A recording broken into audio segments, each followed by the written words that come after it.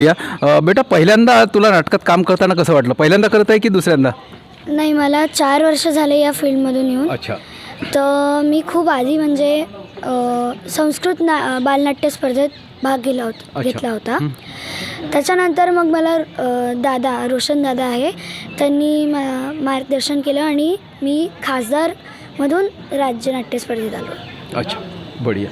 तर या मराठी रंगभूमीमध्ये काम करताना तुला वेगळा काही अनुभव आला का? कारण संस्कृतमध्ये याच्या अगोदर तू काम केलेलं आहे. यात काही वेगळं तुला जाणवलं?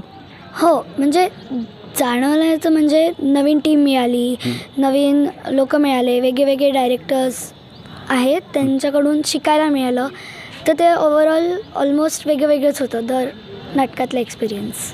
ओके. तुझं पूर्ण नाव सांगशील? माझं पूर्ण नाव कैवल्य सचिन देशमुख आहे. कैवल्य सचिन देशमुख, त्यांचे पालक इथे बाजूला उभे आहेत. तुम्हाला काय वाटतं तुमच्या पाल्याबद्दल? कैवल्यला अगदी लहानपणापासूनच अभिनयाची खूप आवड आहे आणि घरीसुद्धा तो टी व्ही सिरियलमधले सगळे पात्र रेखाटत असतो अभिनय करून. म्हणजे आमच्या आजूबाजूला पण सगळ्यांना माहिती आहे कैवल्य अभिनयात खूप हे आहे म्हणून, चांगला अभिनय करतो. तर आम्ही त्याची ही कलागुण त्याचा जोपासण्याचा प्रयत्न करतो आहे. बिलकुल, धन्यवाद सर.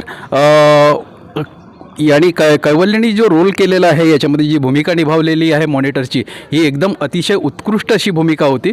आणि पुढील कुठल्या वर्गात आहे बेटा तू? मी आता 6वीत. आता 6वीमध्ये आहे. आणि कन्सिस्टन्सी ठेव याच्यामध्ये. आणि तू खूप चांगल्या व्यक्तीच्या मार्गदर्शनाखाली काम करतो आहे. कारण रोशन रघुवंशी सर आहे, त्यांचं शिबिर मी पण